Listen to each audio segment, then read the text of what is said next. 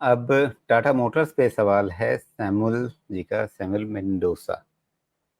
आ, ये कह रहे हैं कि टाटा मोटर्स में इन्होंने निवेश कर रखा है, 966 का इनका भाव है, और अगले 3-4 साल तक इसमें ये निवेश बना करके रखना चाहते हैं, और भी ज़्यादा इसमें पैसा लगाना चाहते हैं। तो क्या नज़रिया है? अगर 3-4 साल का एक लंबे समय का नज़रिया है, पहले से कुछ लगा रखा है 966 पे, 966 पे, तो आगे क्या करना चाहिए इसमें? देखिए, ऐसा है कि अभी जो मेनली जो टाटा मोटर्स का जो बिजनेस है ना, उसमें जैगुआर लैंड रोवर का अभी भी कंट्रीब्यूशन बहुत है।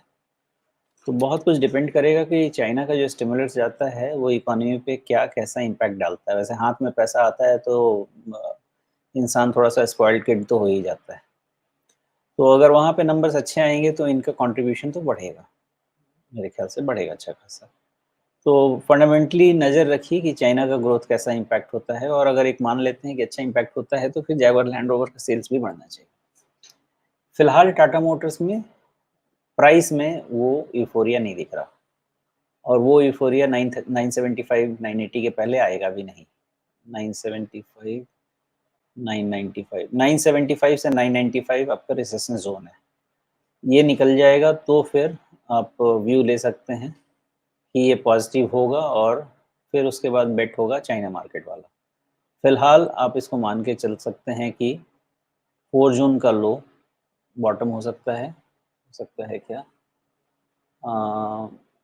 4 जून का लो के बाद कोई सपोर्ट नहीं है, इस चीज़ का ध्यान रखना है। वो एक लास्ट सपोर्ट है, तो 4 जून का लो इज योर सपोर्ट। और जब तक ये नहीं निकल जाता है 995 975, तब तक इस पे फिलहाल कोई पॉजिटिविटी मेरे हिसाब से नहीं आएगी। अभी तक तो वही दिखता है। आ भी गई तो 1100 के ऊपर अभी इसको मैं प्राइस फिलहाल नहीं देख पा रहा। डिपेंड करता है उसका रिजल्ट्स कैसे आते हैं, चाइना का डेवलपमेंट क्या कहता है, उन सब के अगेंस्ट इसकी वैल्यूएशन फिर करेंगे। जी, फिलहाल रिट्रेसमेंट के लिए देखिए, क्या ये अक्टूबर 2023 का लेवल सही बैठता है? क्या ये सही पॉइंट है रिट्रेसमेंट लेने के लिए, या इससे और पहले लेना चाहिए, मार्च 2023 से? आप ले सकते हैं। एक्चुअली स्टीम तो बना है करीब करीब 2022 से ही, तो इसको दो तरीके से लिया जा सकता है। पहला तो मोमेंटम जो बना है, जो आपने ले लिया है अगस्त अगस्त 2023 का जो बॉटम है, पहला रिट्रेसमेंट वहीं से ले लीजिए, और वो अगर काम नहीं करता है तो फिर उसके बाद दूसरा देखेंगे। जी, तो उसके हिसाब से तो अभी 50% पे हम लोग पहुंचे हुए हैं। अच्छा, आपने अगर वो रिट्रेसमेंट डाला तो मैंने भी अभी डाला, फिर देखिए 38.2 रिट्रेसमेंट क्या था। 956 का, 950 लगभग। 955 के आसपास आ रहा है ना। जी। तो आप देखिए, अब 955 को आप थोड़ा सा भी ऊपर लेके जाएंगे तो आ, मतलब 20-30 रुपए का फर्क अगर डाल दें तो फिर से रेसिस्टेंस बन जाना चाहिए। मैंने रिट्रेसमेंट डाला नहीं था, तो रिटर्न में अब 955 975 995 ये सब आपके रिट्रेसमेंट बनने रेसिस्टेंस बनना चाहिए।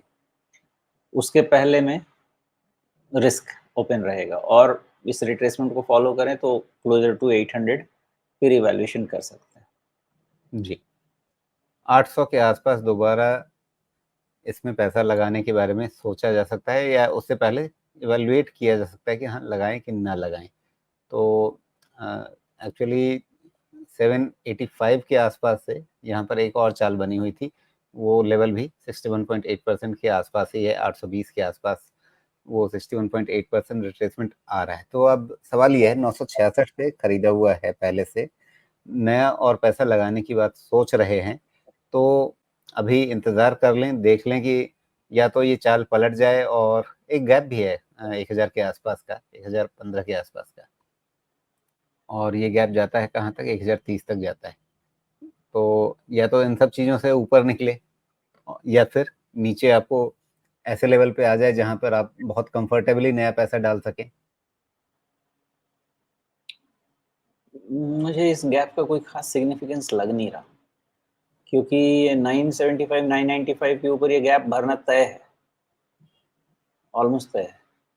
ओके, नहीं, गैप भर और जाएगा, गैप से 1100 हौसला तो है, तक, ऊपर जाए, इसके ऊपर जाएगा या नहीं, गैप 1100 तो तक भर भी जाएगा। जाएगा, उसके बाद 1100 तक भी चला जाना चाहिए।